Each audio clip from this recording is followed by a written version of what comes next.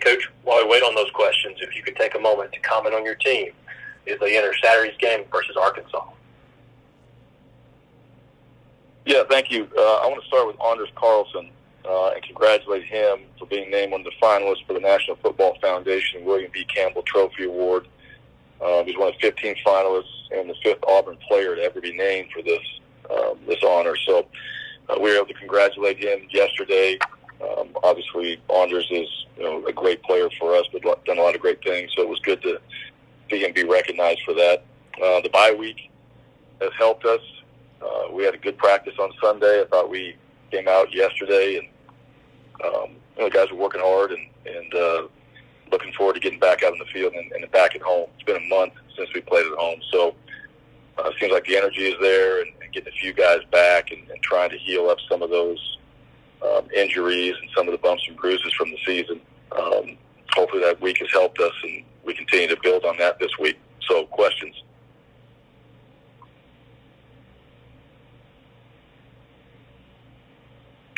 We'll begin with Nathan King of 24/7 Sports.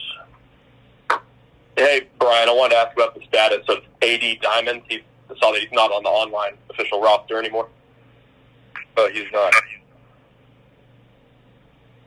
What's his status with the team currently? What's the status of our team?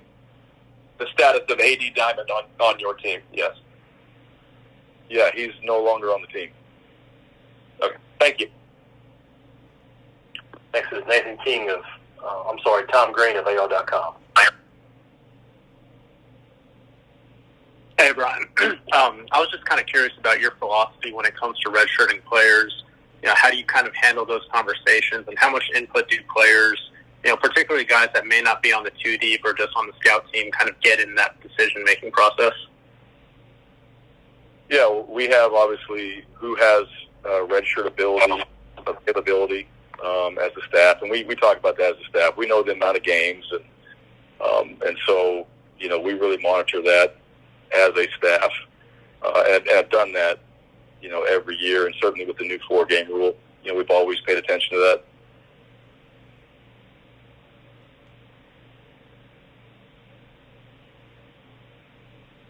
Next is Bob Holt, the Arkansas Democrat Gazette. Hey, Brian, how you doing?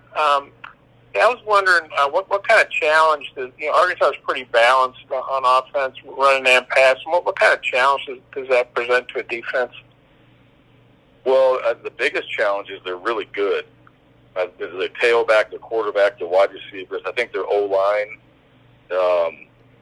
from what I've seen, they do a lot of really good things up front, and they're well coached. So, and the tempo of their offense too. They got creativity. I think Bryles does a really good job with what they do on the offensive side. So the balance of the run game with the QB, the backs, the sweeps, different ways they get guys the ball. And every week it's a little different. I think the creativity they bring, you got to know your assignments. And then they have really good players to get the ball to, and then from that the pass game opens up. And they try to keep that balance, like you said. And from what I've seen, pretty consistent. I think they're just overall, they have a good system. They got good players, and then they utilize them well. And then they got different wrinkles every week, and certainly coming off a bye week, they've had a chance to get some guys healed up, and then they're going to have probably some things they look at, and maybe they come out a little different package, and so there's just going to be some things we got to be ready for that they've had a little longer time to work on, and same with us. We had a bye week as well, so the matchup that way with two teams having the bye week is going to be the challenge in the game for both sides, with getting some guys back and some of the new wrinkles that each side comes up with at game time. And then number 5 for Arkansas, Rocket Sanders, he's having a big year. What do you see from him? Well, I think he's having a big year. He's a really good player. I think he's explosive, and he runs hard. From what I've seen, I think he's got really good vision, and he's one of those guys that he's not a guy that usually goes down in the first tackle. So in order to slow him down, you got to get multiple players to the ball because he runs hard. And so that's the challenge there is getting him, getting one-on-one. I mean, you got to be ready to make that open field tackle, and you got to be ready to tackle a guy that's really trying to make it really difficult on you to get him down. And then you got to get other guys to the ball to have success against him consistently. And then just, he's also, he's a weapon, in the pass game and in other areas as well. He's just overall just a really good football player, and he seems to make things happen when the ball's in his hands and they try to get him the ball. Thanks. Next is Nevias Wilborn of AL.com. Hey, Brian. Hope you're doing well today. Just want to ask you, there's a report on one of the websites saying that you are allegedly denying red shirts to players if they aren't medical. What's the truth with that, if anything? And I guess just to follow up like this in general, what's the overall process when you do come up with those decisions? Well, like I said earlier, we obviously, every player that comes in, we know who has them, and we monitor that, and we do every single week. And, and it all goes back to, what is needed and who's out there also, putting themselves in a position to be able to play and who can help us play. So we monitor that as a staff, and we continue to monitor that with guys. And if they're not going to be able to go out there and play for us, then, and there's guys ahead of them, and they're young players, they have a redshirt year, and that's usually when they're able to use it. But overall, every guy that comes in here, they're coming in here to play. And, that's what we go through every single week is, what is that plan and how do we utilize our players to help us and their teammates to be successful and go win ball games. And then, the coaches monitor, all right, how many times those guys have played, how many games those guys have played, and how much we need to use them. And at the end of the day, guys are here to play, and we want to make sure that, we allow our guys to do that. So as far as the report? Yeah, I don't know what report you're talking about. From SI? Okay. Next will be Steve Molto, WZZN.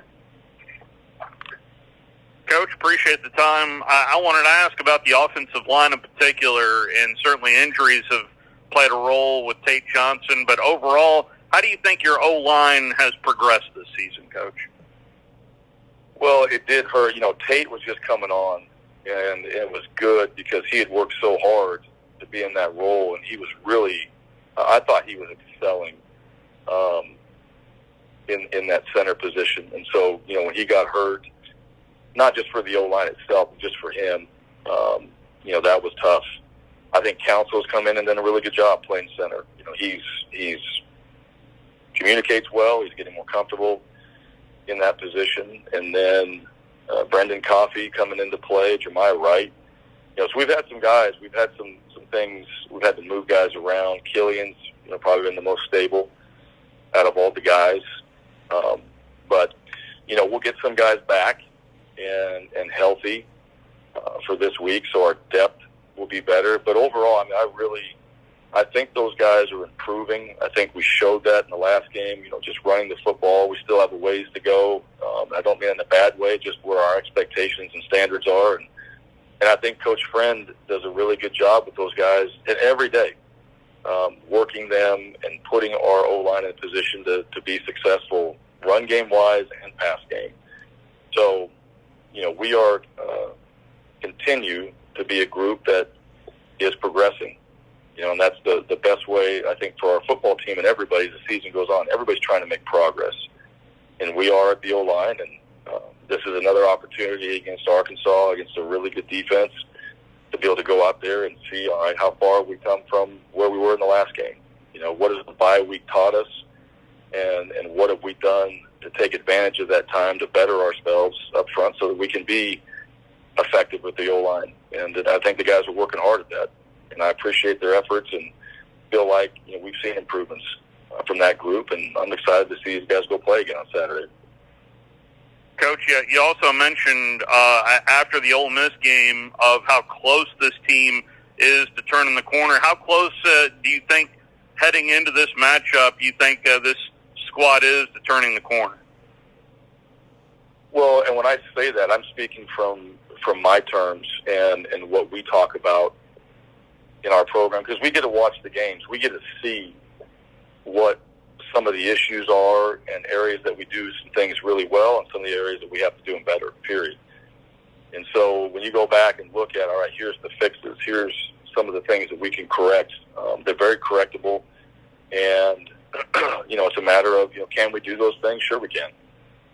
So to me, when you start to really break it down and you analyze, all right, the facts, and you look at what we can do and how we can improve in those areas, we're closer than we are further away. And it's just a couple things here, put our guys in a better position, put ourselves literally in a better position in the game as a player, whatever it is. I mean, that's football.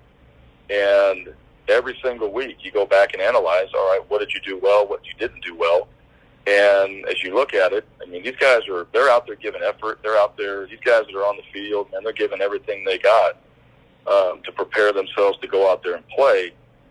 And now it's, all right, how do we put that effort and assignments and plays, schemes, all those together? When we watch that film and say, okay, we're just, this far away, but that small little gap, it takes a lot of work, takes a lot of detail, and takes a lot of focus. And that's where you go back to work every Sunday. And that, to me, is the beautiful about every single week. It doesn't matter the previous game. It doesn't matter your record, whether you're undefeated or not. Every single week, you got to go back to work, and you got to look at the things you did well and continue to build on those, and look at the things that you didn't do well and make those corrections, and then move forward making new mistakes. That's how you're getting better. If you're not making some mistakes, you're not getting better. You just got to make new ones. And that goes for coaches, me, players, everybody. And so when you look at it, you see that I see that we're a lot closer than we are to being successful in a lot of those areas than not being. And I believe that with the team. So, the progress in some areas has been really, really good. In some areas, we need to be much better. And I think that's obvious. And our players know that too. And that's the thing. When they know that, coaches know that, we all know that. Now we have a plan we can go work on, and we can get a lot closer to being a much more productive football team, when we step out in the field on Saturdays. Thank you, Coach. That's all your time, Coach. Thank you. Thank you. Have a great day.